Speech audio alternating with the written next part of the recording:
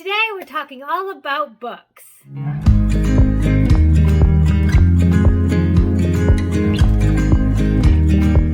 Hi, my name is Sarah and this is Geeky Abode. This is where I love to share everything homeschool, family, and a little bit of life's adventures. Today's video is a fun collaboration with a bunch of other homeschool moms that basically focus on secular homeschool curriculum. And we are going to be talking about books. We are going to be talking about our favorite books, maybe some books that we could skip, and just all about one of our favorite topics, homeschool books. I will link that playlist down below. That way when you're finished watching this video, you can go watch their videos, as I'm sure to do, because I'm going to be taking notes because I love books. So let's dig into what some of my favorite books are for homeschool. I have quite a variety of books that I'm going to be sharing with you, and just my favorites from a bunch of different categories. I have resource books, I have reader type books for kids when they're learning to read, and I have some books for me as a homeschool mom that I like to use as a resource and that I've read and that I've really enjoyed. So let's dig in. First up is an oldie but goodie, and this is Where the Sidewalk Ends. And this is a fantastic book of poetry that I'm sure probably all of us remember reading in our childhood. And I kind of forgot about it. And I recently got it from the library, and my kids are really engaged in the poems. They love them. We giggle. They love all the illustrations. And I'm going to end up buying this and all the others that go along with it because it's a really fun, easy way to add a little bit of poetry into our everyday in our homeschool. And it's probably one of the best poetry books out there. So, after poetry is another classic that maybe everybody should have in their home, is a treasury of children's literature.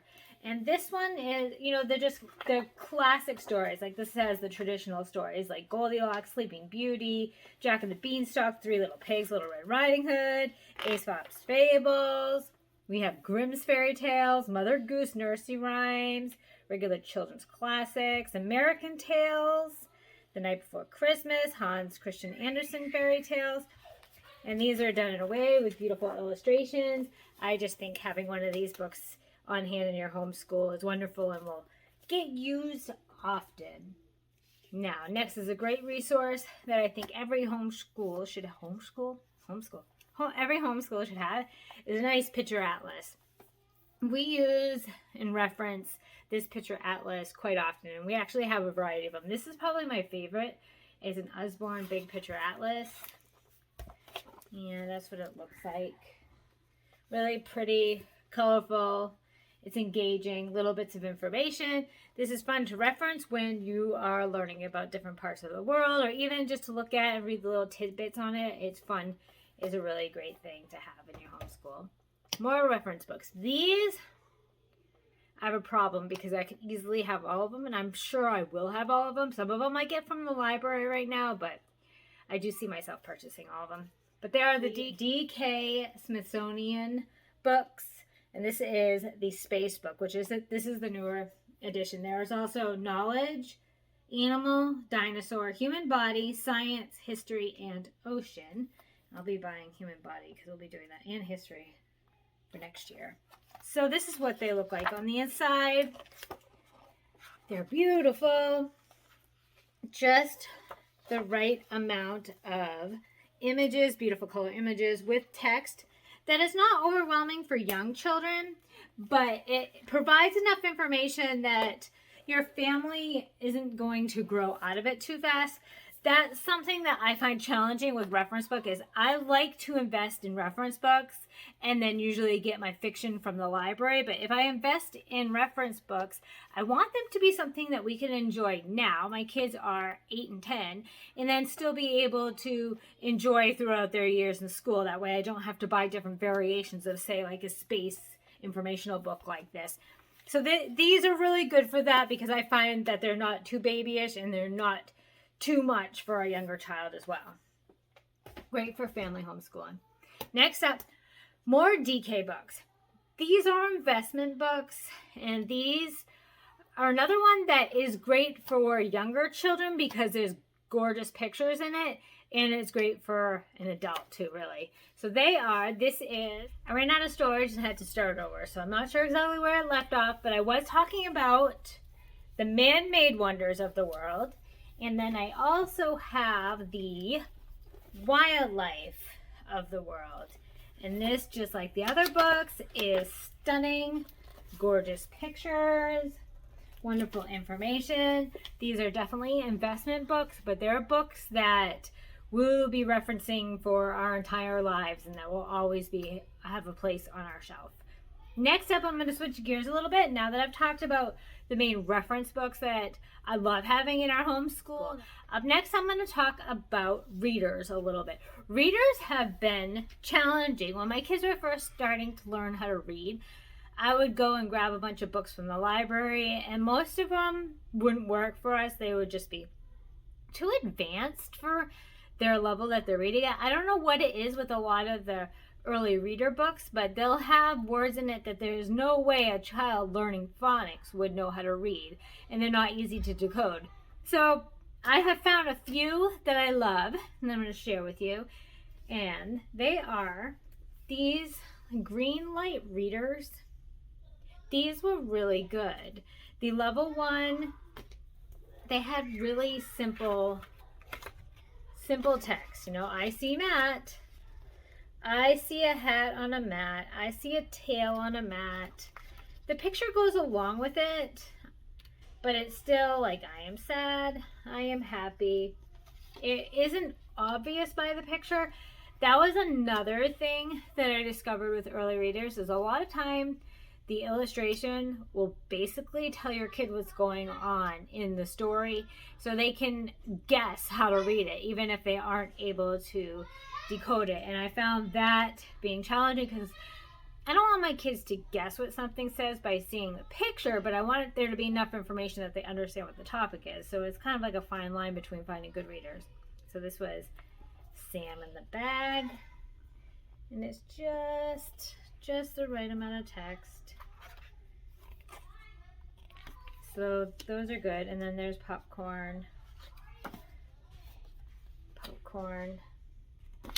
So these are good. And along with those, I found Penguin Young Readers were also really good. This Cat Days was really enjoyed by us. But yeah, as you can see, Cat sits on the mat. Sit on the mat, Cat. The picture is still showing you what's going on. Cat plays with the ball. But this one's a little bit longer because this one is 32 pages. So your kids are getting practice with a bunch of different words. And it's actually, I think, maybe 3 little stories in this. I still enjoyed those and thought they were good. So those were my picks for like really early readers. Now my next picks are kind of what we're using now and what we're going to be growing out of. But when you go from something like this, and then you're reading whole books, and then you don't know exactly where to go from there, because when you're trying to jump into chapter books, when your kids are at that point in time, it can be overwhelming to see the amount of text that's on a page. So to try to introduce my kids to chapter books, I found the Scholastic Branches book. They have this up in the corner, and you can go to their website and see all the different versions of the Branches books, because they do have them available in a large variety of topics. I have 2 of them here that we've really enjoyed, and this is the Press Start series. And the great thing about these is they are in series. So if your child likes a character or a story, there are so many other books with those same characters in them. So you can continue to read them, continue to grow the knowledge of reading and the love of reading. So Press Start, this is what Press Start looks like. And what I love about these books is that they have a lot of illustrations. This one's the Owl Diaries. We've read many of these. There are lots of illustrations, so it's not overwhelming to be reading a larger book. Now these books are about 100 pages or so long, and then you're really starting to learn that you read a chapter every day and what it's like to enjoy a chapter book where the story lasts for you over a variety of days. So I really recommend the Branches books. These have been wonderful for us during this time. Another mention for when you're transitioning from very simple books into something more are graphic novels.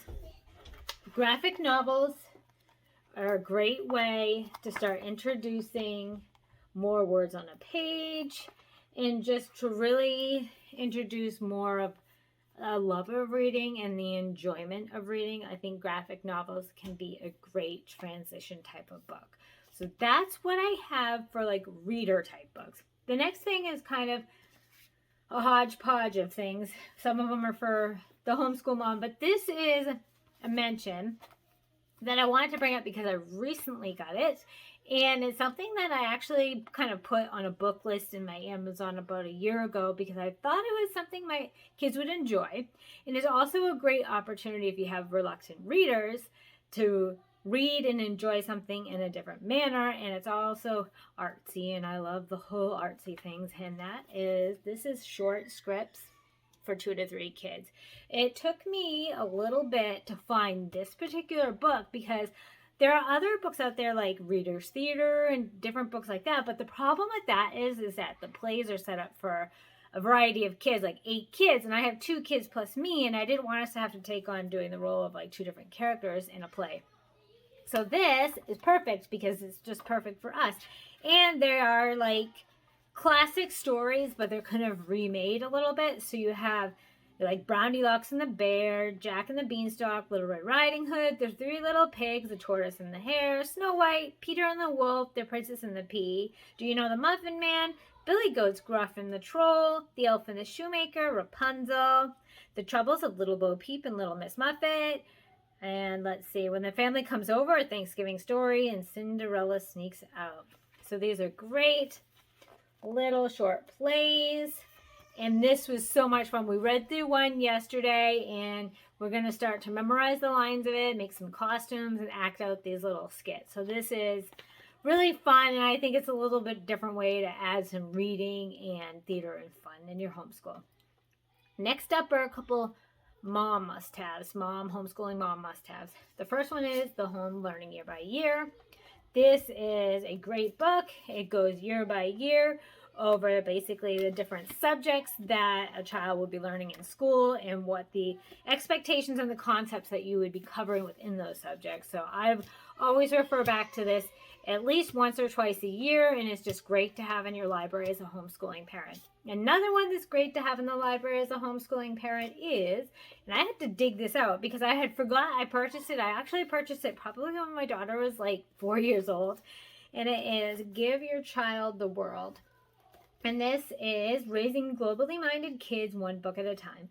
And this is a reference book that refers to a bunch of different books that take place in all the different countries all over the world. And it will give you a little bit, it tells you a little bit about each book. That way you have an idea what the story is about. And it's just a really good reference point when you're looking for books that you might not normally come across in your library. Up next, last but not least, I've mentioned this book before, is The Brave Learner. And I love The Brave Learner. This is a really good book. I made the mistake, though, of reading it through the first time and not being prepared to like highlight things and take notes. I'm going to have to read through it again and highlight the things that I don't want to forget because there were so many gems of things in here that really resonated with me, but I've kind of forgotten them now since I've read through the whole thing. I don't remember exactly what the things I wanted to remember and retain were. So I love it and I love the whole concept of the book, but I want to take notes. That way I can actually bring them into our homeschool instead of saying, oh yeah, that's great, but not doing anything with the things that I learned and loved. So that's what I have. Those are the books that we love in our homeschool, that I would recommend to other families, homeschooling or not. I think these are all great resources that our family could enjoy and kids would really enjoy as they're growing up into adulthood. And like I said, this is a collaboration. I'm putting the playlist down below. That way you can go see all the other videos of all the different books that homeschool moms are talking about. And I thank you so much for watching and have a great day. Bye.